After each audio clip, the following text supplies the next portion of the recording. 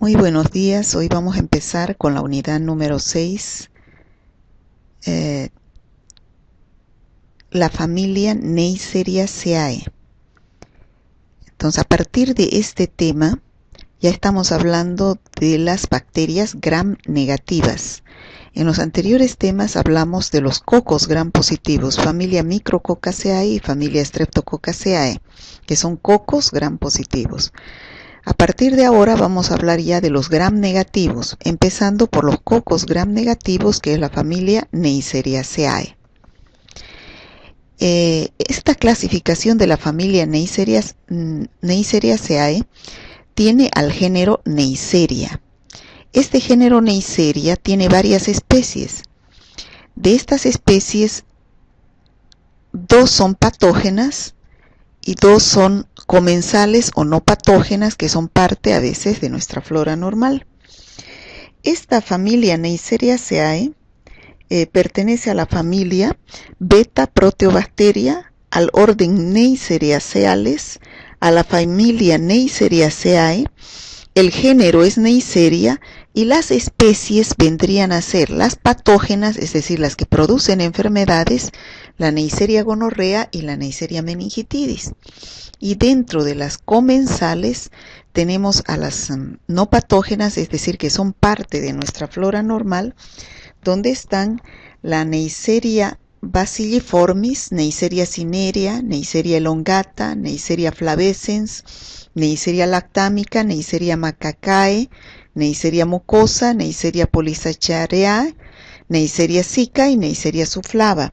Muchas de estas son parte de la flora normal de las vías aéreas superiores. La morfología de todas estas bacterias del género Neisseria es como estamos viendo acá.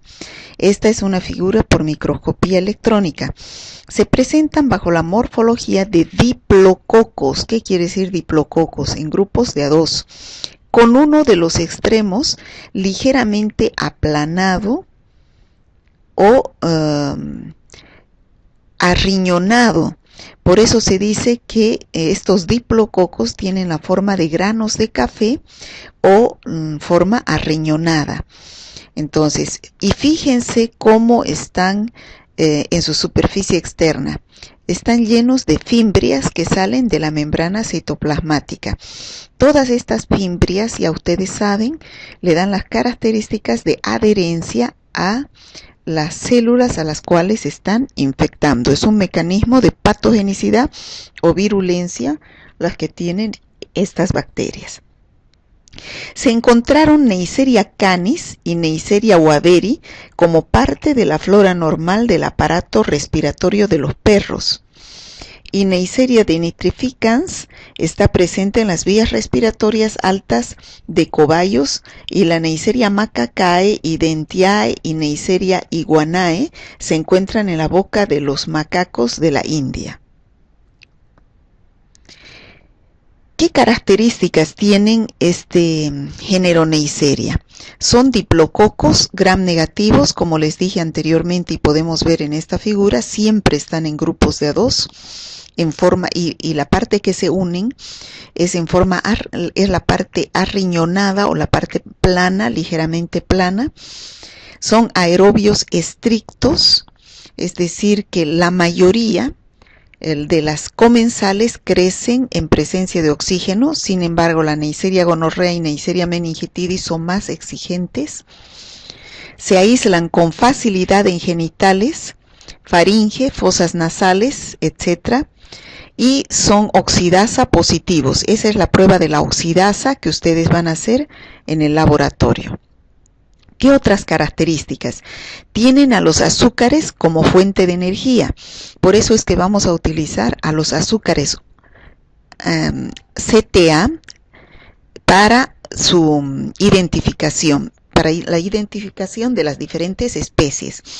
En laboratorio ustedes van a identificar a estas bacterias mediante los azúcares CTA, que quiere decir azúcares con cistina, tripticasa, agar, ¿ya? son catalasa positivo, ya ustedes saben que es catalasa. Al mezclar una gotita de peróxido de hidrógeno o agua oxigenada con la bacteria va a dar positivo, o sea, va a dar burbujas por la formación de oxígeno y agua. No esporulados, quiere decir que no forman el mecanismo de resistencia que son las esporas, solamente se presentan en la forma vegetativa. Y la diferencia que tiene es que la especie Neisseria meningitidis, que es una de las más patógenas, su diferenciación es que presenta una cápsula de polisacáridos. Son inmóviles, quiere decir que no tienen flagelos, no se mueven, y su tamaño es más o menos de 1 micrómetro de diámetro. ¿Qué características generales tiene el género Neisseria? Como vemos aquí en la figura, está constituido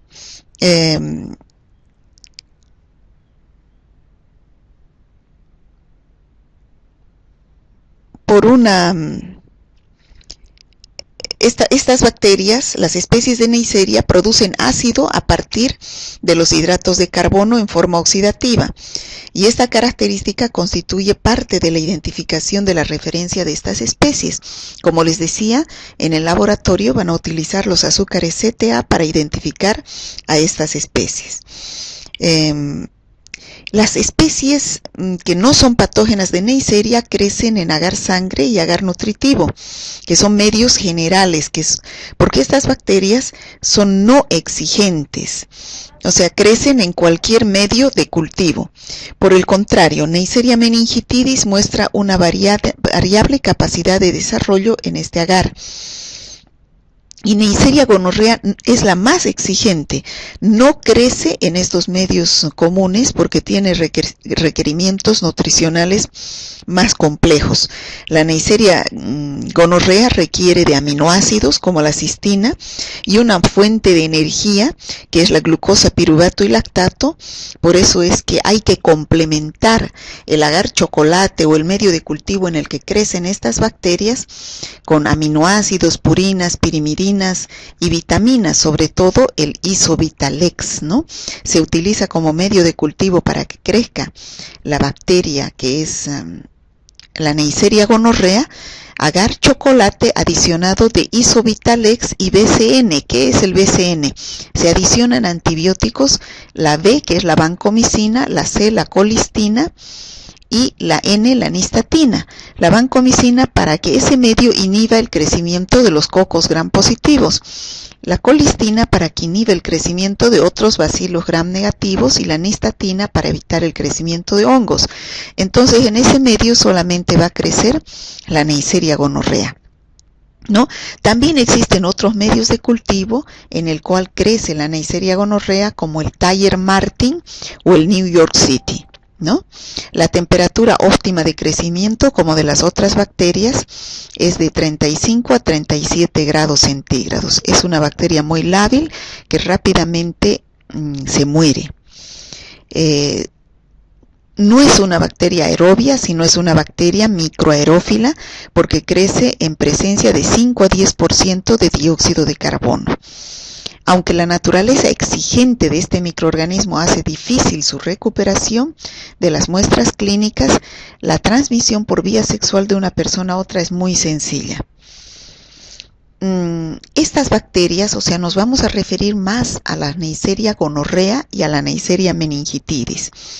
Como vemos aquí en la figura, esta Neisseria gonorrea y Neisseria meningitidis están constituidos por una capa delgada de péptidoglicano. Es una bacteria gram negativa y dijimos que todas las bacterias gram negativas están constituidas por una delgada capa de péptidoglicano, ¿no? Esa es la membrana externa, está constituida por una membrana de péptidoglicano. Entre las membranas citoplasmática externa e interna. Además, que ya dijimos, poseen pilis que se extienden desde la membrana citoplasmática hasta la membrana externa. Los pilis o fimbrias, como vemos aquí en esta figura, intervienen en diversas funciones, como vimos en la primera clase de estructura bacteriana. a través de estos piliofimbrias, la bacteria se adhiere fuertemente a las células a las cuales va a infectar, y además a través de estos piliofimbrias esta bacteria intercambia material genético, es decir, es una función sexual. Estas piliofimbrias son unidades proteicas llamadas también pilinas. En el caso de la Neisseria meningitidis ya dijimos que su mecanismo de virulencia era la cápsula.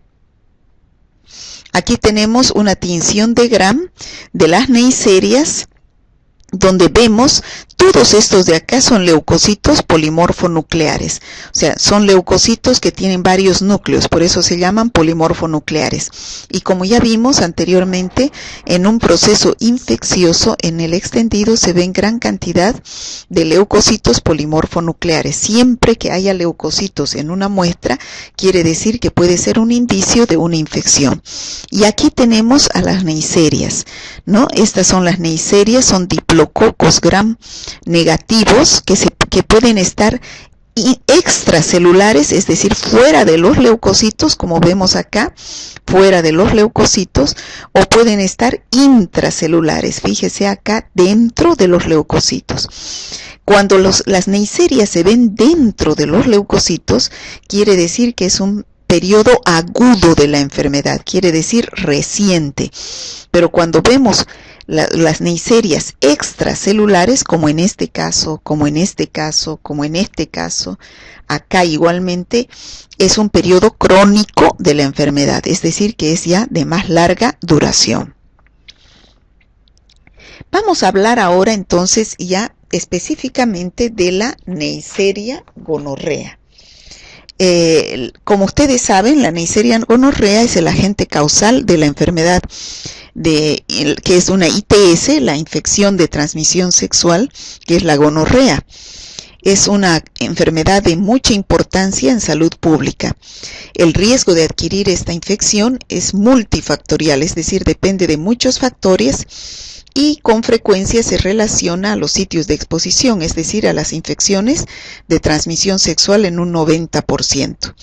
Para los varones heterosexuales, el riesgo de adquirir la infección uretral de una mujer infectada es casi del 20%, con una única exposición, y más del 80% con 4 exposiciones. ¿Qué quiere decir? Que a mayor contacto sexual hay mayor riesgo de adquirir la infección si es que el paciente varón heterosexual tiene relaciones con una mujer que está infectada con la bacteria, que es la Neisseria gonorrea. En cambio, debido a las condiciones anatómicas, el riesgo de adquirir una infección genital en las mujeres con una única exposición a un varón infectado es mucho mayor. La transmisión de la infección rectal a través del recto también es bastante eficaz, y estudios recientes han demostrado que en los varones homosexuales y bisexuales han demostrado que esta infección, luego del sexo oral con una pareja infectada, puede representar hasta el 26% de las infecciones uretrales diagnosticadas en esta población. En las mujeres, el uso de métodos anticonceptivos hormonales está asociado con un mayor riesgo de infección gonocócica, mientras que en los métodos de barrera como los condones o diafragmas usados con geles y espumas ejercen un efecto protector contra la infección, al igual contra todas las infecciones de transmisión sexual. Entonces, ¿qué características tiene la Neisseria gonorrea? Atacan las mucosas de las vías genitales, es decir, ¿dónde produce infecciones la Neisseria gonorrea? En los genitales, tanto del hombre como de la mujer, ahí vamos a hablar de las ITS, pero también produce infecciones en los recién nacidos, en los ojos, produciendo conjuntivitis. En el recto, produciendo anorrectitis. Es decir, infecciones en el recto, sobre todo en pacientes homosexuales. Y en las mujeres, por un cierto porcentaje, por la proximidad que existe entre el recto y la vagina, ¿no? También puede producir faringitis en pacientes que practican el sexo oral, produciendo una supuración aguda. luego puede ser una inflamación crónica y como complicaciones puede presentarse en las mujeres fibrosis y salpingitis gonocócica. ¿Qué es la salpingitis gonocócica? Es la inflamación de las trompas de falopio, lo cual puede llevar, se cierran las trompas y eso puede llevar a una esterilidad en el 20% de los casos. ¿Por qué? Porque no pasan los óvulos a través de esas trompas inflamadas. Entonces eso lleva a una esterilidad. Pero en las mujeres puede producir cervicitis, pero la mayoría pueden ser asintomáticas. La bacteriemia gonocócica produce lesiones cutáneas, pueden ser pápulas, pústulas y artritis supurativa, pero esto es en muy pequeño porcentaje, el 1%, cerca del 1% va a ir a la sangre, la bacteria, a producir bacteriemias y de ahí puede ir a las articulaciones y producir artritis, tendosinovitis, inflamación de los tendones, ¿no? Aquí la muestra ya no va a ser la secreción genital, sino va a ser el líquido sinovial. La endocarditis gonocócica también es poco común, pero es grave, o sea, inflamación del endocardio del corazón. Y como ya dijimos anteriormente, la oftalmía neonatal, o sea, la conjuntivitis gonocócica en los recién nacidos. Vamos a ver figuras, pero esto es en madres que están con cervicitis gonocócica y que tienen a su hijo mediante el parto. Aquí tenemos los cuadros más importantes que ya hablamos anteriormente que se producen en la mujer. En la mujer, chicos, esto que quede bien claro, no se produce vaginitis, es decir, no es inflamación externa a nivel de la vagina, sino es inflamación e infección a nivel del cuello de útero, del cervix, que está mucho más adentro, ¿no? Aquí tenemos, fíjense, esta es la vagina. En este cuadro, en esta figura tenemos la vagina, esta es la vagina, y aquí tenemos al cuello de útero, en esta parte de acá.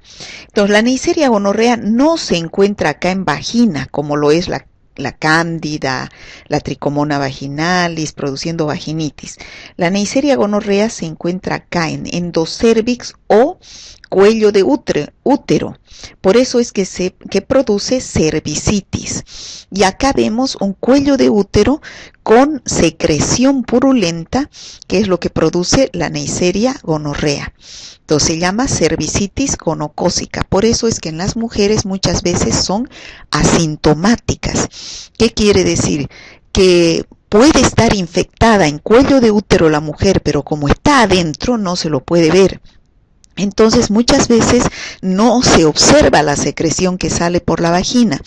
Por eso se dice entonces que el 90% de las mujeres son asintomáticas, pero eso le da las propiedades de que poder ser transmisora de la enfermedad al tener una relación sexual, ¿no?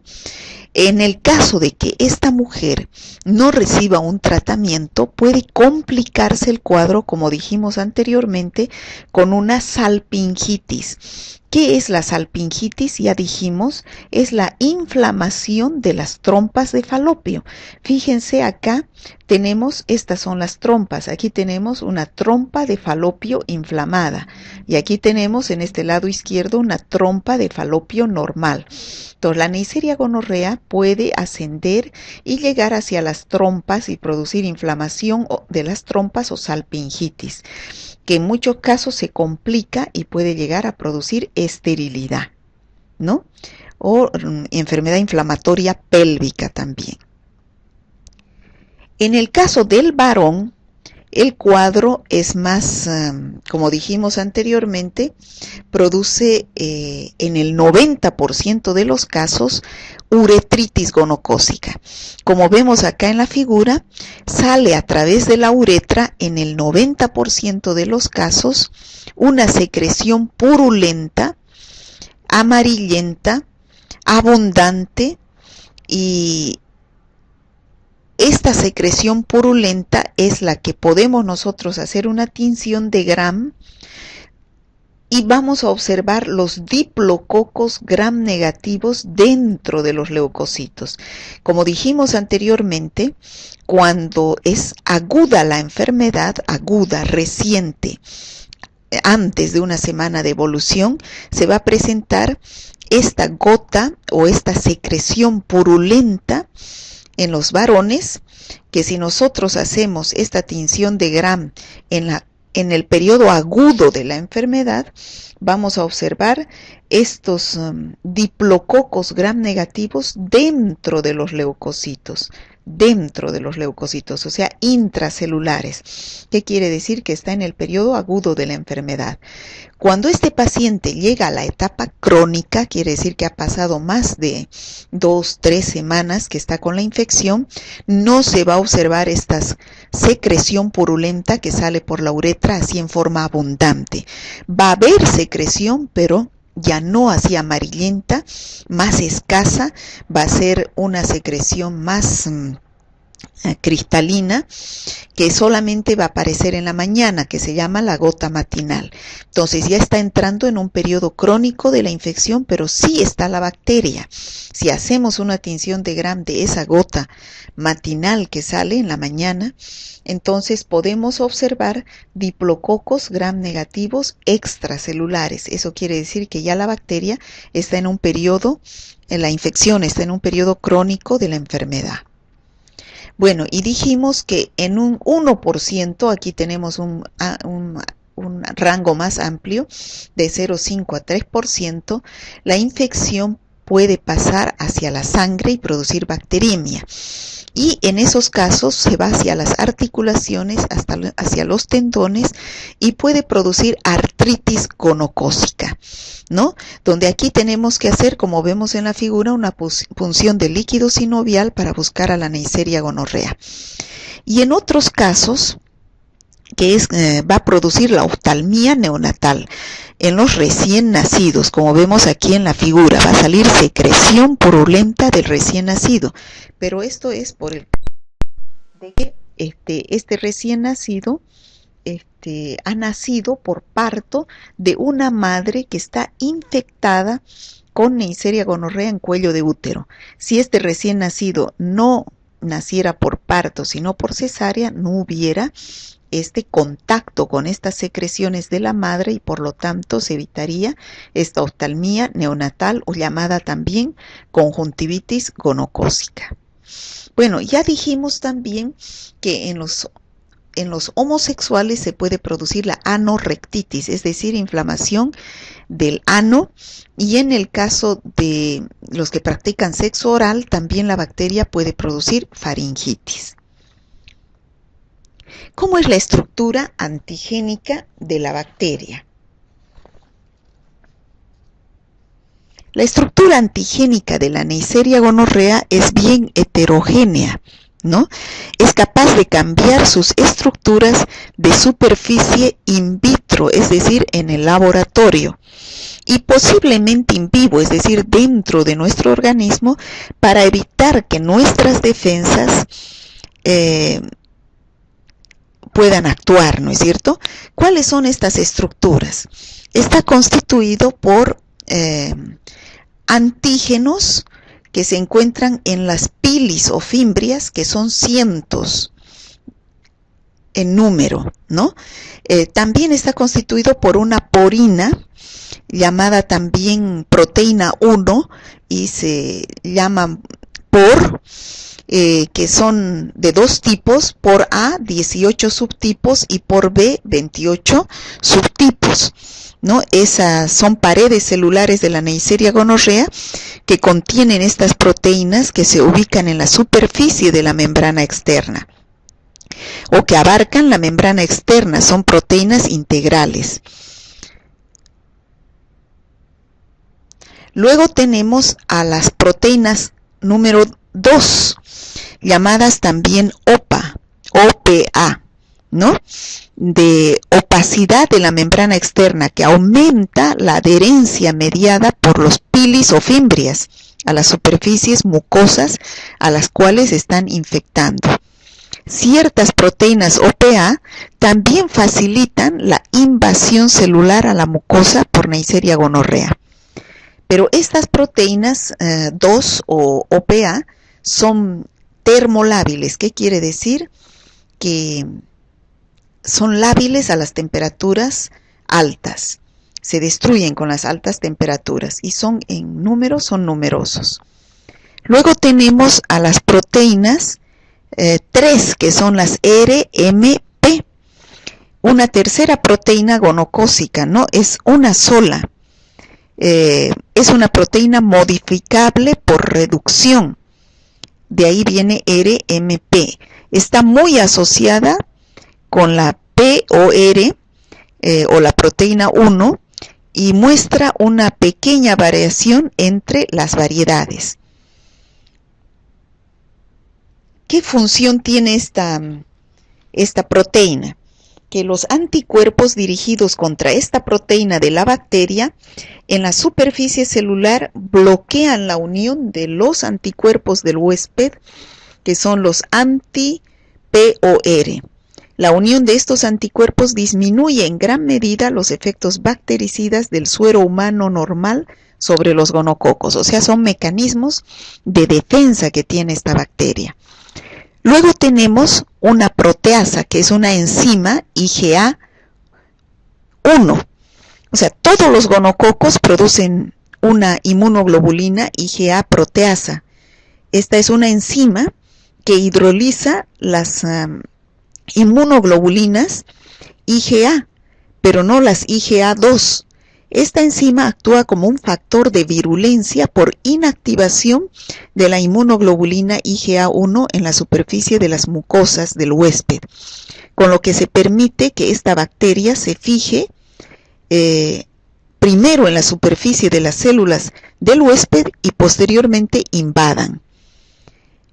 También promueve la supervivencia dentro de la célula de los gonococos porque se modifica enzimáticamente una proteína llamada LAMP1 que está involucrada en la fusión del fagosoma-lisosoma. Entonces, todos estos son mecanismos de defensa. Y luego obtenemos los plásmidos, que son los determinantes de virulencia llevados por plásmidos. En la Neisseria gonorrea están asociados con la resistencia a los antibióticos. Estos son los antígenos o mecanismos de virulencia a través de los cuales la bacteria del género Neisseria, específicamente la Neisseria gonorrea, pueden ingresar a una célula huésped y producir las infecciones que acabamos de nombrar. Bueno, aquí están más descritos, ¿no? La pilina, la proteína POR, que es la 1, la proteína 2, que es la OPA, la proteína 3, que es la RMP, y la proteasa IgA, que es la enzima, ¿no? Y los lipoligosacáridos que tienen actividad de endotoxina. ¿Qué otras características tiene la Neisseria gonorrea? Los variantes nutricionales o auxotipos. Por el crecimiento de la Neisseria gonorrea en medios de cultivo químicamente definidos, es decir, dijimos, ¿no?, que es una bacteria muy exigente que necesita que los medios estén bien enriquecidos para poder crecer. Entonces, la bacteria requiere de ciertos factores de crecimiento y sobre esta base se han definido los llamados auxotipos. Estas son características estables de una cepa que se utilizan como marcadores en estudios de virulencia, capacidad invasiva y sensibilidad a los antimicrobianos. Se ha observado que algunas cepas precisan para su desarrollo la presencia de aminoácidos como la arginina, la hiposantina y el uracilo, lo cual se denomina auxotipo AHU o bien ARG-HIX-URA, ¿no? Estas cepas además son muy sensibles a la penicilina y a la vez muy resistentes a la acción bactericida del suero humano normal, dando muchas veces infecciones diseminadas en la sangre, o sea, bacteremia. Entonces, esta característica las hace que sean sensibles a la penicilina, pero posteriormente esta bacteria ha adquirido resistencia a la penicilina porque produce unas enzimas llamadas penicilinasas que bloquean al anillo beta-lactámico de la penicilina, haciéndola resistente. ¿Por qué? Porque destruye a este antibiótico. Causan uretritis asintomática en el hombre e infección gonocócica diseminada en las mujeres. Hablando de la resistencia a los antibióticos, la bacteria tiene resistencia por ADN cromosomal, lo cual se debe a mutaciones en genes cromosómicos específicos y es responsable por la resistencia a la penicilina, tetraciclinas, cefalosporinas, espectinomicinas y quinolonas. Es decir, inicialmente la bacteria es sensible a estos antibióticos, pero esta bacteria llega a sufrir cambios o mutaciones en sus genes que las hace con el tiempo resistentes a estos antibióticos. Existe otro tipo de resistencia que adquiere la bacteria a los antibióticos, pero ya es mediada por plásmidos. ¿Qué son los plásmidos? Son material genético extracromosómico, es decir, fuera del núcleo de la bacteria, que la hace, mediante los cuales llevan resistencia de una bacteria a otra. Y otro mecanismo de resistencia es la producción, como les decía anteriormente, de la enzima beta-lactamasa, que es capaz de hidrolizar el anillo beta-lactámico de las penicilinas, haciéndola a esta droga inactiva contra estos antibióticos.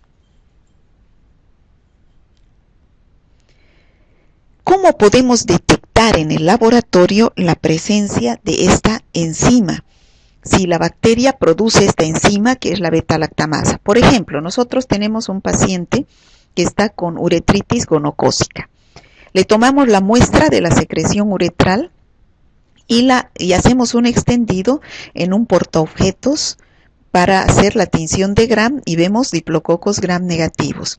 Y sembramos la muestra en un agar chocolate enriquecido con isobitalex o en un Thayer Martin o en un medio New York, que son los específicos donde crece la Neisseria gonorrea, y al día siguiente nos crecen las colonias de una posible Neisseria gonorrea. Hacemos la identificación con los azúcares CTA e identificamos que es una Neisseria gonorrea. Pero nosotros queremos saber si esta bacteria que hemos aislado de la secreción uretral del paciente produce la enzima beta-lactamasa o penicilinasa. Entonces, la prueba que tenemos que hacer es la prueba de la nitrocefin o cefinasa. ¿Cómo hacemos esta prueba?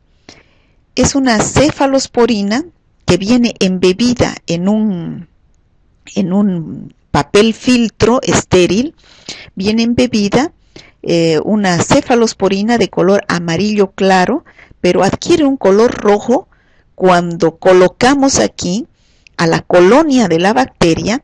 Si la bacteria tiene esa enzima, entonces va a romper el anillo beta-lactámico de este antibiótico que está embebido en este papel filtro y va a dar una coloración rosada. Entonces, si la bacteria tiene la beta-lactamasa y nosotros estamos colocando esa bacteria que ha crecido en el medio de cultivo, en este papel filtro que tiene el antibiótico, entonces va a producir un color rosado porque se está rompiendo el anillo beta-lactámico. Esta enzima está rompiendo el anillo beta-lactámico del antibiótico que está en el filtro de papel. Por eso entonces nosotros vamos a ver un color rojo. En caso de que la bacteria que estamos queriendo ver si tiene esta enzima no tiene esta beta-lactamasa o penicilinasa, entonces no va a romper el anillo beta-lactámico del antibiótico que está dentro de este papel filtro, por lo tanto no va a producir esa coloración rosada, ¿ya? Este es un método que hacemos en el laboratorio para detectar la presencia de la enzima beta-lactamasa. El método se llama nitrocefin o cefinasa, ¿no? Entonces, este paciente que hemos en este paciente que tenía secreción uretral y hemos aislado una Neisseria gonorrea, le hemos hecho la prueba de detección de beta-lactamasa y nos ha dado positiva porque nos ha dado rosado al colocarla en el papel filtro que tiene el antibiótico, entonces quiere decir que es beta-lactamasa positiva. Quiere decir que la bacteria produce la enzima beta-lactamasa. Por lo tanto, a este paciente no podemos darle ningún antibiótico beta-lactámico porque es resistente. Si le damos el antibiótico beta-lactámico, la bacteria que está dentro del paciente, en la uretra del paciente, va a romper ese anillo beta-lactámico, como vemos aquí en la figura, inactivándolo a este antibiótico. Aquí tenemos, este es el anillo beta-lactámico. Entonces, si la bacteria produce esta enzima beta-lactamasa, va a romper a este nivel el anillo beta-lactámico inactivando este antibiótico. Por lo tanto, a este paciente debemos darle otro antibiótico diferente a los beta-lactámicos porque nos está dando positiva la prueba. Quiere decir que produce esta enzima que es capaz de romper este anillo beta-lactámico. ¿Cómo se hace el diagnóstico en el laboratorio de la Neisseria gonorrea? Por ejemplo, si tenemos un paciente como este que vimos que producía aquí conjuntivitis gonocócica en el recién nacido, vimos que producía secreción uretral purulenta en el paciente varón y vimos que producía secreción uretral cervical, es decir, en cuello de útero, produciendo cervicitis gonocócica en la mujer. ¿Cómo identificamos? Hacemos una tinción de Gram. En la tinción de Gram vamos a observar a los leucocitos. Estos son los leucocitos polimorfonucleares. Y si es que observamos a los diplococos Gram negativos, como vemos acá en este caso, aquí estamos viendo en forma intracelular. Pero también podemos observar, como en este caso, extracelulares. Entonces, aquí están dentro de los leucocitos. Dijimos que cuando vemos intracelulares es un indicio de que sea una infección aguda. Y cuando vemos extracelulares puede ser crónica. Aquí la mayoría de los diplococos Gram negativos son intracelulares, es decir, están dentro de los leucocitos, ¿no? Entonces, esta tinción de Gram es muy importante en el laboratorio. En los hombres o varones, la sensibilidad de la tinción de Gram es del 90-95%. Es decir, que de 100 hombres que nosotros tengamos con secreción uretral, el 90-95% esta tinción de Gram nos va a dar positiva. Es decir, vamos a observar estos diplococos Gram negativos y tiene una especificidad del 95-100%. ¿Qué quiere decir? Que si tenemos a ese paciente con secreción uretral, tenemos el 95-100% la posibilidad de que sea Neisseria gonorrea. Entonces, en el hombre es una sensibilidad y especificidad cerca al 100%. La tinción de Gram es muy útil en el caso de los varones. En cambio, en las mujeres, esa sensibilidad baja en un 50-70%. ¿Qué quiere decir? Que muchas veces la mujer puede estar con cervicitis gonocócica, sacamos la muestra, hacemos la tinción de Gram, pero tenemos una sensibilidad solamente el 50-70%. ¿Qué quiere decir? Que de 100 mujeres, solamente que estén enfermas con cervicitis gonocócica, solamente tenemos un 50-70% que la posibilidad de que nos dé positivo.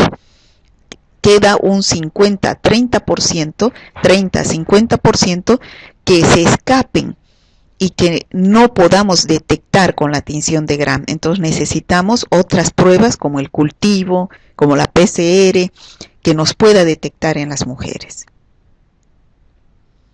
¿Cómo hacemos la recolección de la muestra? Bueno, para recolectar la muestra tenemos que utilizar hisopos, pero no tienen que ser hisopos de cualquier hisopo de algodón, sino tienen que ser hisopos de dacron o rayón. Estos hisopos de dacron o rayón aseguran la viabilidad de la bacteria, porque si hacemos en los de algodón podemos correr el riesgo de que la bacteria se muera porque es muy lábil, ¿no? ¿Cómo hacemos la obtención de muestras para el cultivo de la Neisseria gonorrea? En la mujer dijimos que la muestra la obteníamos de endocervix. Ya dijimos dónde era el endocervix, ¿no? Vamos a ir un poquito para atrás. En la mujer, la muestra la obtenemos de acá, del endocervix, de este lugar de cuello de útero. No vamos a obtener la muestra de vagina. Pero para obtener la muestra de acá, de endocervix, tenemos que meter el espéculo, que es un instrumento que se utiliza para introducir por vagina, para observar acá el endometrio, y vamos a observar de esta forma y la muestra se la saca con un hisopo de Dacron de este lugar, de endocervix, no del canal vaginal, ¿ya? Eso que quede bien claro, la Neisseria gonorrea vive en endocervix, no en canal vaginal. Si nosotros tomamos la muestra de acá de canal vaginal, no está ahí la Neisseria gonorrea. Corremos el riesgo de dar un resultado falso negativo. Entonces volvemos a lo que estábamos. Entonces cuando es mujer sacamos de endocervix. Porque produce cervicitis gonocócica. También puede llegar por proximidad en las mujeres al recto y producir anorrectitis, ¿no? A la uretra de la mujer también puede llegar, pero en muy raras ocasiones, y en las mujeres que practican el sexo oral, se puede recolectar de la faringe, ya que produce faringitis gonocócica. En los varones, si el varón es heterosexual, obtenemos la muestra de la uretra. Así como dijimos anteriormente, esta es la uretra, entonces va a salir una secreción purulenta de la uretra y vamos a obtener, introduciendo un hisopo por esta uretra, unos 2 o 3 centímetros, girando suavemente, y vamos a obtener la muestra para hacer primero una tinción de Gram y luego cultivar en los medios de cultivo específicos para Neisseria gonorrea, ¿no?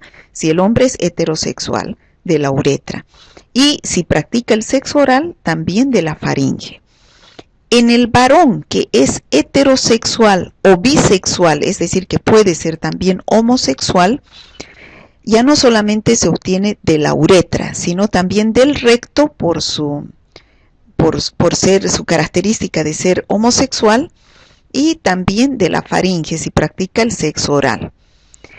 En la mujer que tenga infección diseminada, ¿no? Diseminada quiere decir que ya haya salido de los órganos genitales o de la faringe o del recto y que haya ido por la sangre hacia otros lugares, ¿no? Entonces, y aquí se saca sangre para cultivar la sangre, se hace un hemocultivo, o se saca de endocervix o del recto. O también se puede sacar de la faringe, de las lesiones rectocutáneas, o también del líquido articular, porque dijimos que producía artritis gonocócica, pero esto es un porcentaje muy bajo, que dijimos entre el 0,3 al 3%. Luego tenemos en los varones con infección diseminada, es decir, con infección que ha ido ya a través de la sangre a otros lugares, obtenemos muestra de sangre, y la uretra también puede ser un lugar para obtener la muestra, y de lugares secundarios como la faringe, el recto y las lesiones cutáneas que puede producir, y el líquido articular. Hacemos una punción del líquido sinovial, ¿no? Aquí siempre si está presente en esos lugares. Y en líquido articular vamos a hacer el cultivo de la punción del líquido articular si es que hay presencia de artritis, es decir, si nosotros vemos, si el médico ve que puede haber signos de artritis, inflamación de la articulación. Una vez que hemos obtenido la muestra, esa muestra recolectada debe ser sembrada inmediatamente en los medios de cultivo. caso contrario, si no tenemos los medios de cultivo a mano, es decir, estamos trabajando en un laboratorio lejos de donde se siembran las muestras de bacteriología, entonces debemos utilizar un medio de transporte. El medio de transporte es el medio de Stuart o el medio de Amies. ¿Y en qué se debe cultivar? Ya hemos dicho que no crece en el agar sangre, crece en medios exclusivos como el agar chocolate, suplementado con muchos aminoácidos y vitaminas como el Isobitalex, o el medio de Thayer Martin, o el medio de Martin Lewis, el medio de GC, o el medio de New York City. Entonces son 5 medios en los cuales puede crecer la Neisseria gonorrea, ¿no? Aparte de estos 4, el agar chocolate suplementado con Isobitalex. Se cultiva entre 35 a 37 grados en la estufa de cultivo, pero en un ambiente de 5 a 8% de dióxido de carbono. ¿Qué quiere decir? Colocamos en una jarra o en una lata con una vela que nos va a dar ese ambiente de microaerofilia de 5 a 10% de dióxido de carbono. Tapamos herméticamente y llevamos a la estufa de cultivo durante 24 a 48 horas. La fiabilidad de un cultivo para el diagnóstico de gonorrea está condicionada por una serie de factores. Por ejemplo, el número de sitios en los que se toma la muestra, ¿no? Entonces, mientras más lugares podamos obtener la muestra, entonces va a haber mayor posibilidad de aislar la bacteria. Por ejemplo, aquí, si tenemos una mujer y tomamos muestra de endocervix, pero además tomamos muestra del recto o de la faringe si practica sexo oral, entonces tenemos mayor posibilidad de obtener a la bacteria. Depende también de la técnica e hisopos usados para la recolección de la muestra. Si nosotros utilizamos un hisopo de algodón, entonces es más posible, y no de dacron, entonces es más posible que la muestra, que la bacteria se muera, porque es muy viable, muy lábil, ¿no? Muy lábil, perdón, es muy lábil, muy débil, se muere rápidamente. Condiciones y duración del transporte. Si utilizamos medio de cultivo de transporte, cuando es lejos donde vamos a cultivar, entonces puede que la bacteria se mantenga. Pero si no utilizamos medio de transporte, la bacteria no va a vivir y se va a morir y vamos a obtener resultados falsos negativos. ¿De qué también depende que crezca la bacteria? De la composición y calidad del medio de cultivo. Ya dijimos que los medios de cultivo para Neisseria gonorrea son esos 5. La inoculación y condiciones de incubación. Entonces, tenemos que incubar, como dijimos anteriormente, en este recipiente, que puede ser también una lata con una vela, y cerrar y que le dé las condiciones de 5 a 10% de dióxido de carbono. O sea, es una bacteria microaerófila, ¿no? Y a 35 a 37 grados centígrados. Y depende también de los reactivos y de las técnicas empleadas para la identificación. Nosotros tenemos que tener la prueba de la oxidasa para identificarla y de los azúcares CTA para identificar qué especie de Neisseria tenemos, ¿no? Y también tenemos que ver, para ver su sensibilidad a los beta-lactámicos, hacer la prueba del nitrocefin, para ver si la bacteria produce la beta-lactamasa. Aquí tenemos el medio de cultivo de Thayer Martin, donde observamos a la bacteria que crece. Generalmente la bacteria es de difícil crecimiento. A las 24 horas podemos observar colonias bien pequeñitas, muy pequeñitas. Si esperamos a las 48 horas, entonces estas colonias se ven más grandes. En muchas ocasiones el cultivo hay que esperar 48 horas para el crecimiento de estas colonias, porque es una bacteria muy exigente, de muy difícil crecimiento, ¿no? Aquí tenemos las pruebas de amplificación o PCR que han sido autorizados por la FDA para la detección de Neisseria gonorrea. Es decir, que aparte del método convencional que nosotros tenemos del cultivo común que se utiliza y se hace en cualquier laboratorio de bacteriología, existen laboratorios especializados que hacen la prueba de la PCR, que es la reacción en cadena de la polimerasa, donde existen diversos fabricantes que venden estos productos como la Roche, la Becton Dickinson, Abbott, ¿no? Que dan estos productos, pero necesitamos un laboratorio especial, ya que necesita un termorreciclador para hacer la detección del ADN de estas bacterias. Bueno, ya hemos visto Neisseria gonorrea. Ahora vamos a ver la otra especie que produce también infecciones en el hombre, que es la Neisseria meningitidis. Esta bacteria es exactamente la misma morfología que la Neisseria gonorrea. Son diplococos gram negativos, la prueba de la oxidasa también va a dar positiva, y su estructura antigénica, o sea, ¿qué antígenos tiene? También tiene los mismos antígenos, pero además tiene también los pilis o fimbrias, igual que la Neisseria gonorrea y que todas las otras neisserias, pero lo particular que tiene la Neisseria meningitidis y que no tiene la Neisseria gonorrea es su cápsula de polisacáridos. Como vemos aquí en la figura, alrededor de los diplococos gram negativos, vemos que existe un halo refringente, que es la presencia de la cápsula, que es una estructura que le da virulencia porque evita, es como una coraza que evita que sea fagocitado por los macrófagos. En esa cápsula se han identificado por lo menos 13 serogrupos. La mayoría de las infecciones graves pertenecen a los serogrupos A, B, C, Y y W135.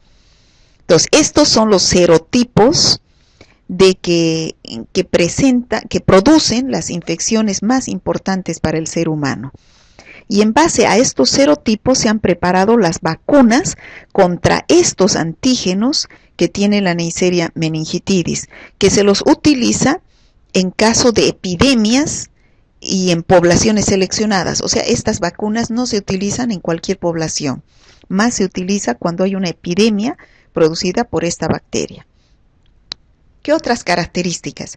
Es un habitante normal de la nasofaringe, o sea, esta es una bacteria que en algunos pacientes puede presentarse en la nariz y en la faringe como flora normal, en algunos pacientes, ¿no? Y esa puede ser una puerta de entrada para ir más adentro, donde va a producir una infección grave. O sea, vuelvo a repetir, en algunos pacientes esta bacteria Neisseria meningitidis se puede encontrar en la faringe, en la nasofaringe, es flora normal, pero ahí solamente. Cuando penetra más adentro puede producir infecciones. Tiene importancia cuando se le encuentra en gran cantidad junto a polimorfonucleares intracelulares, como dijimos anteriormente. Si en una muestra hacemos la tinción de Gram o la tinción para observar cualquier otra tinción para observar células, vemos a los leucocitos, estos son, vuelvo a repetir, leucocitos polimorfonucleares, y dentro de los leucocitos observamos, como en este caso, diplococos gram negativos, que son neisserias, nos quiere decir que estamos en una infección producida por esta bacteria, ¿no? Y en este caso, si son intracelulares, puede ser una infección aguda. A partir de la nasofaringe, donde puede ser normal esta bacteria en algunos pacientes, puede llegar a la sangre y producir bacteriemia. Y eso ya es grave, ya es presencia de la bacteria en sangre. Y de ahí puede llegar mediante la sangre hacia las meninges y producir meningitis. Esta es la infección más grave que produce la Neisseria meningitidis, de ahí viene su nombre, la meningitis. Bueno, ¿y qué es la meningitis? ¿No? La meningitis es una infección a nivel de las meninges que produce,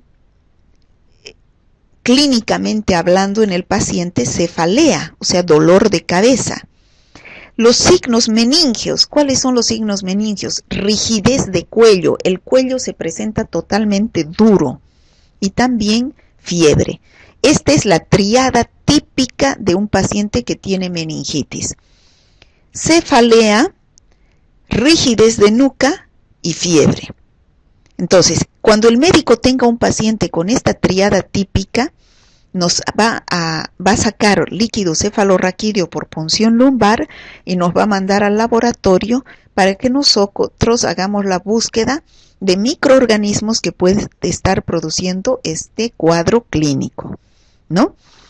En otros casos, la Neisseria meningitidis también puede producir neumonía, artritis, ¿no? Donde en estos casos el paciente va a tener tos, dolor torácico, fiebre, escalofríos, ¿no? Entonces, los cuadros clínicos más importantes, como dijimos, es la meningitis epidémica o esporádica. Cuando ustedes escuchen en la televisión, hay un caso de meningitis en tal lugar, se está hablando de la meningitis producida por esta bacteria que es la Neisseria meningitidis, porque también hay otras bacterias que producen meningitis, pero no tan graves como esta.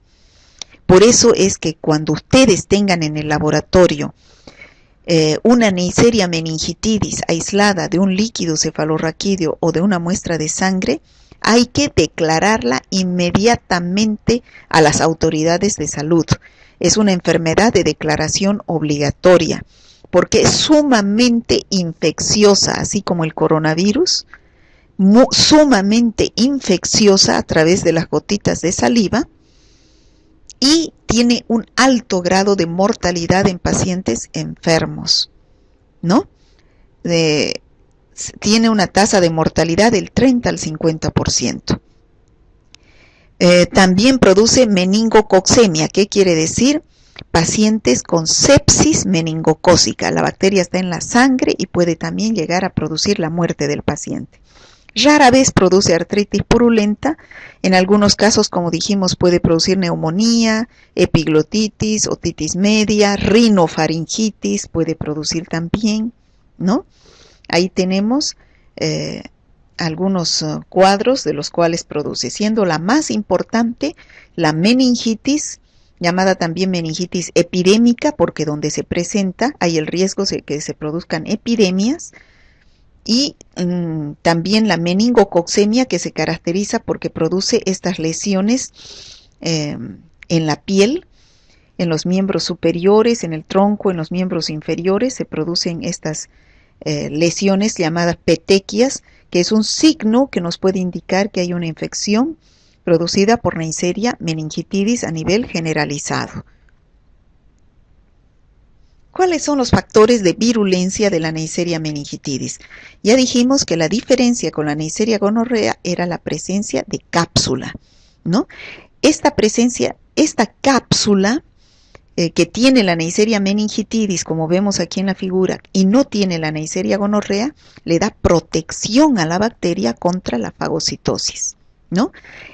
Al tener esta cápsula, esta bacteria es como una coraza que la protege de los macrófagos de nuestro organismo que pueden querer fagocitarla, ¿no? Es un mecanismo de acción antifagocitaria la presencia de la cápsula. La bacteria también produce las infecciones, es decir, como un factor de virulencia a través de los pilis que tiene, ¿no? Estos pilis hacen que se adhiera fuertemente a la superficie de la célula a la cual está infectando para evitar ser llevada por los macrófagos.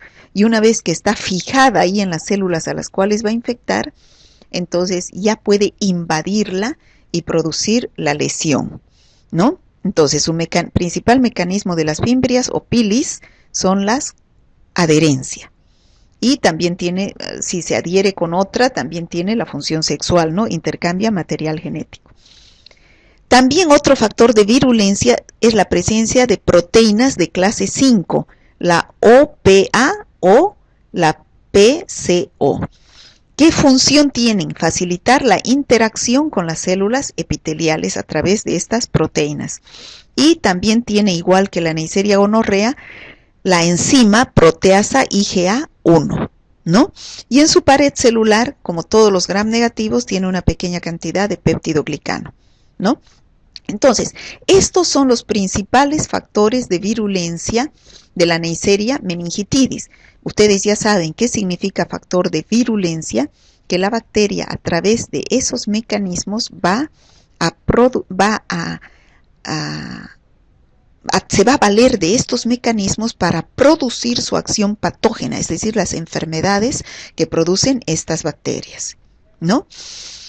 ¿Cuál es la estructura de la Neisseria meningitidis? Volvemos a repetir, el principal factor de virulencia es su cápsula, que la tenemos por aquí afuera, que evita la fagocitosis y resiste, gracias a esta cápsula, la actividad bactericida mediada por el complemento, ¿no?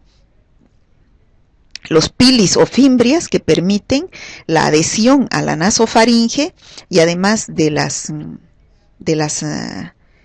proteínas, la proteína A1 y también la IgA1, la enzima IgA1, que es la enzima, y los lipooligopolisacáridos que facilitan la evasión de las respuestas inmunitarias, ocasionando la liberación de las citocinas inflamatorias. ¿Cómo hacemos el diagnóstico de la Neisseria meningitidis? ¿No? Ya sabemos que esta bacteria está produciendo infección generalizada. Si llega a la sangre va a producir meningococcemia. Entonces, ¿qué tenemos que hacer? Sacar sangre, la muestra, aquí va a ser la sangre, y proceder a su cultivo, que son los hemocultivos. Para los hemocultivos utilizamos estos frascos de hemocultivo donde se hace la siembra primaria de la bacteria. Sacamos la sangre y colocamos en estos frascos que tienen el medio de cultivo líquido. Incubamos 7 a 10 días acá, pero periódicamente de acá tenemos que sacar y sembrar en estos agares, que son medios de cultivo sólidos para la identificación de la bacteria. Si la bacteria está produciendo meningitis, entonces la muestra va a ser el líquido cefalorraquídeo. Se saca líquido cefalorraquídeo, el médico envía al laboratorio ese líquido cefalorraquídeo. En el laboratorio se centrifuga durante 15 minutos a 1500 revoluciones por minuto y el sedimento se lo cultiva en los medios de cultivo como el agar chocolate, ¿no? El agar chocolate es el medio de cultivo específico para esta bacteria. También puede crecer en agar sangre, no es una bacteria tan exigente como la Neisseria gonorrea. A 35-37 grados centígrados, pero siempre en un ambiente de microaerofilia, es decir, en una lata con vela o en un frasco con una vela encendida y ponerlo en la estufa durante 24-48 horas, ¿no? que tarda el cultivo en crecer. También se puede cultivar en un medio enriquecido líquido, que es el caldo tioglicorato. Y si nosotros queremos ver si los pacientes son portadores asintomáticos de la bacteria, podemos sembrar en Thayer-Martin, pero sin BCN, sin el inhibidor que hemos utilizado, el Thayer-Martin, en el caso de Neisseria gonorrea, ¿no? Hacemos hisopados de la nasofaringe y vemos si el paciente es portador de esta bacteria, ¿no? Puede que tenga, ya dijimos que un porcentaje pequeño de pacientes tienen en la nasofaringe, pero pueden ser portadores asintomáticos. Bueno, ¿cómo hacemos la detección de los antígenos de Neisseria meningitidis en los líquidos del organismo? Bueno, se detectan rápidamente los antígenos capsulares, especialmente en el líquido cefalorraquídeo, ¿no? A través de técnicas que no están al alcance de los laboratorios comunes de bacteriología, ¿no? Es poco sensible, estas técnicas son poco sensibles y son más lentas, ¿no? Y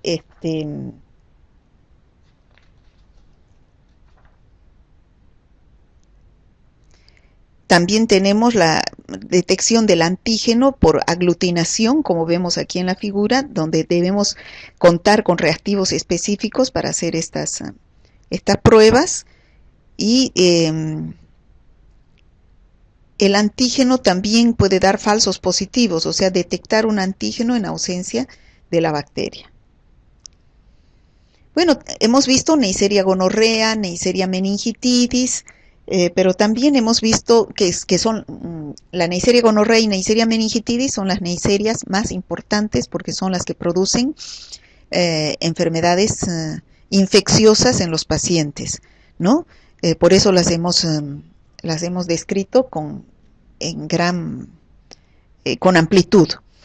Pero también hemos visto que existen otras neisserias que son comensales, que quiere decir que son parte de nuestra flora normal, como tenemos en este caso la Neisseria cinerea, que puede ser bacteria comensal del tracto respiratorio superior y del tracto genital. Pero en algunos pacientes, sobre todo en pacientes inmunodeprimidos, estas bacterias pueden producir neumonías o prostitis en los pacientes que están hospitalizados. Tienen semejanza bioquímica con Neisseria gonorrea, ¿no? Se los puede diferenciar de la siguiente forma. La Neisseria gonorrea crece en el Thayer-Martin, pero la Neisseria cinerea no crece en el Thayer-Martin. La Neisseria gonorrea no crece en el Mueller-Hinton, en cambio la Neisseria cinerea sí crece en el agar Mueller-Hinton. La Neisseria cinerea, como dijimos, se presenta más en pacientes inmunodeprimidos produciendo infecciones. La Neisseria mucosa es un coco gram negativo, diplococo también gram negativo, que puede aislarse como colonizante de las vías respiratorias superiores, ¿no? O sea, también se puede encontrar como flora normal de vías aéreas superiores, habiendo sido descrito como una bacteria que no produce enfermedades, es no patógeno.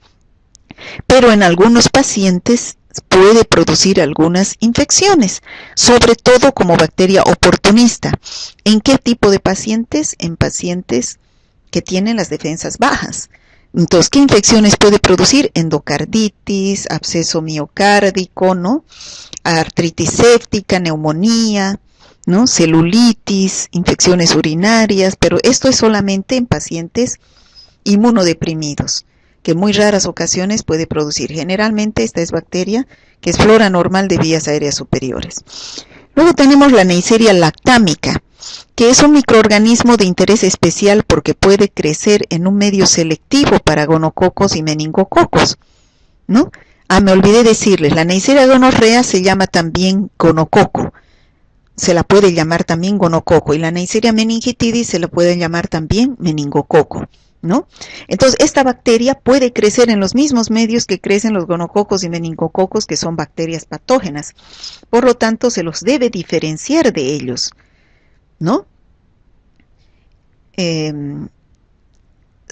Se encuentra con mayor frecuencia en la orofaringe de los niños, más que en los adultos, asociada a pacientes que produciendo otitis media, ¿no? Puede inflamar el oído y producir infección a nivel del oído medio. Bueno, también tenemos otras neisserias, ¿no? La Neisseria flava, subflava, pero esas son ya bacterias que son parte de nuestra flora normal. ¿Cómo hacemos la identificación para saber si estamos frente a una Neisseria gonorrea, Neisseria meningitidis, Neisseria lactámica, Neisseria cinerea, Neisseria flava, subflava? Entonces tenemos que utilizar los azúcares CTA. Bueno, primero, antes de ir a esto, nosotros tenemos sospecha de un paciente que tiene una Neisseria. Por ejemplo, tenemos un paciente con uretritis gonocócica, le sale secreción por la uretra, un paciente varón. ¿Qué tenemos que hacer? Primero, un examen directo. En el examen directo vamos a ver abundantes leucocitos, ¿no? Pero no vemos bacterias. ¿Qué tenemos que hacer? Una tinción de Gram. En la tinción de Gram, como dijimos anteriormente, vamos a ver diplococos Gram negativos. Ya sea dentro de los leucocitos intracelulares, nos indica que es periodo agudo, o bien extracelulares, fuera de los leucocitos, nos puede indicar que es un periodo crónico. Pero tampoco identificamos a la bacteria, solamente nos dice son diplococos Gram negativos, que puede ser Neisseria por la clínica que presenta el paciente. Tenemos que ir más allá a hacer más pruebas. ¿Qué hacemos? La prueba de la oxidasa. La prueba de la oxidasa ustedes la van a hacer en el laboratorio. Es colocar en un tubito solución fisiológica o agua destilada estéril y vamos a disolver ahí la colonia que ha crecido en el agar chocolate o en el agar Thayer Martin o en los medios de cultivo específicos para estas bacterias. Hacemos una disolución de la colonia y vamos a ver si produce la coloración rosada, que es en el caso de que dé la prueba de la oxidasa positiva. Si nos da la prueba de la oxidasa positiva, pues quiere decir que es una bacteria que pertenece al género Neisseria. Pero no sabemos si es Neisseria gonorrea, Neisseria meningitidis, Neisseria lactámica o Neisseria cinerea. Entonces, ¿qué tenemos que hacer? Hacer los azúcares CTA. ¿Por qué se llaman CTA? Porque es en base de agar, tripticasa, cistina, que cada uno de estos tiene un diferente carbohidrato. Tenemos un tubito con 1% de glucosa, otro tubito con 1% de maltosa, otro tubito con 1% de sacarosa, también puede haber fructosa, etcétera, etcétera, ¿no? Entonces, estos azúcares nos permite identificar qué tipo de Neisseria es, si es Neisseria gonorrea, meningitidis, lactámica, cinerea, nos permite identificar la especie, ¿ya? Entonces, ¿cómo hacemos? Esto lo vamos a ver bien en laboratorio. Tenemos que crece la bacteria en un medio exclusivo para Neisserias. Si es una Neisseria gonorrea, puede ser un agar Mueller-Hinton o un New York City, ¿no?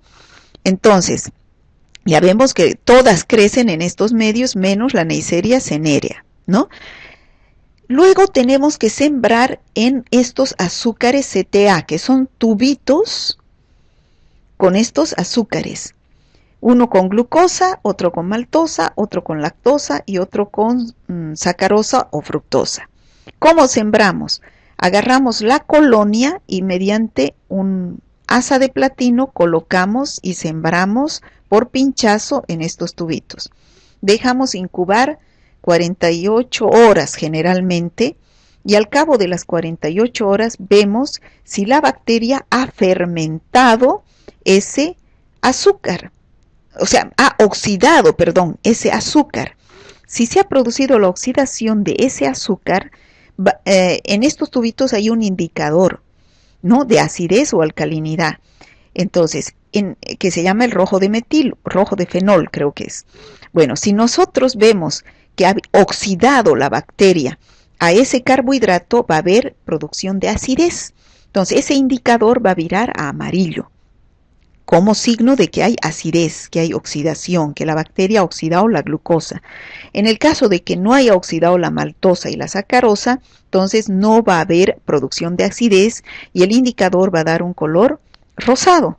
Entonces es así que vamos identificando de acuerdo al color de los tubitos. Todo esto está bien explicado en su guía. Ya la prueba de la oxidasa, la prueba de los azúcares OF, y además que los auxiliares les van a pasar seguramente un videíto explicando esto, ¿ya?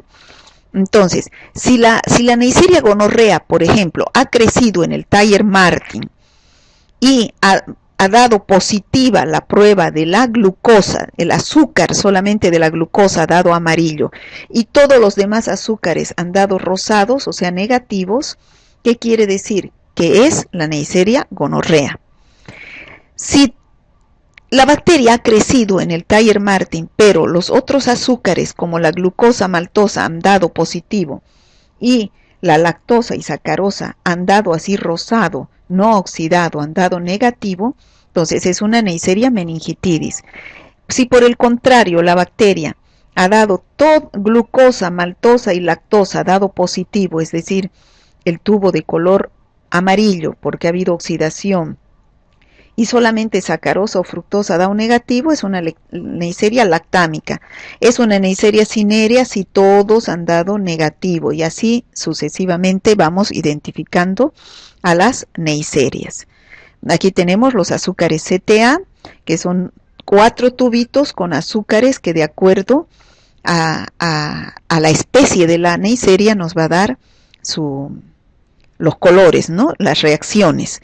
Aquí tenemos específico de la Neisseria gonorrea, ¿no? Donde la glucosa ha dado positivo y los demás azúcares han dado negativo. Bueno, hasta aquí es la lección del género Neisseria.